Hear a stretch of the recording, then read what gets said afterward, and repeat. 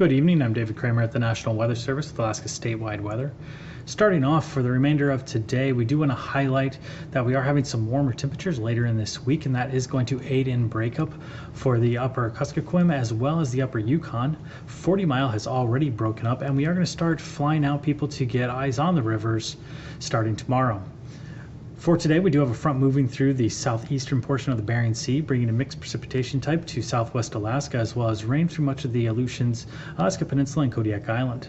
Ahead of this system, we're also seeing some southerly flow push up and bring rain to much of south central Alaska, with snow at some of the higher elevations and some of the more interior locations.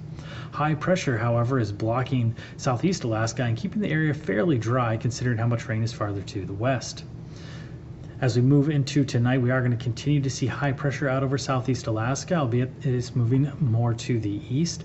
This is allowing our front to move through the Gulf of Alaska, bringing continued precipitation along the North Gulf Coast, with primarily rain at low-lying elevations, but we are still seeing some snow in higher elevations and more interior locations, pushing up into the eastern portions of the interior. Out west, we do have our low pressure system that was by the eastern Aleutians moving now towards the Alaska Peninsula, continuing to bring rain from much of the Aleutian Islands.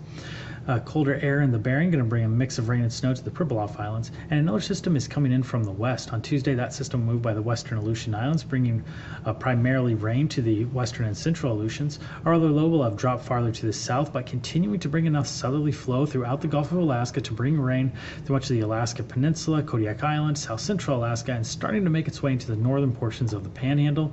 However, high pressure is still over much of southeast Alaska on Tuesday. In the interior, fairly dry along the west coast as well, and up along the north slope coast, just some isolated snow showers in the Brooks Range, but nothing much along the north slope itself.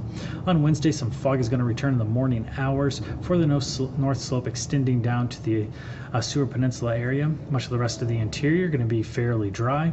And as we move down into southern portions of mainland Alaska, we are going to see more rain for the Gulf of Alaska, down through southwest Alaska, and into the Alaska Peninsula. Rain's starting to make it closer towards the southeastern areas as well, and we are going to see rain for Yakutat. High pressure is going to move in from the west out over the western and central Aleutian Islands. With Alaska statewide weather, I'm David Kramer.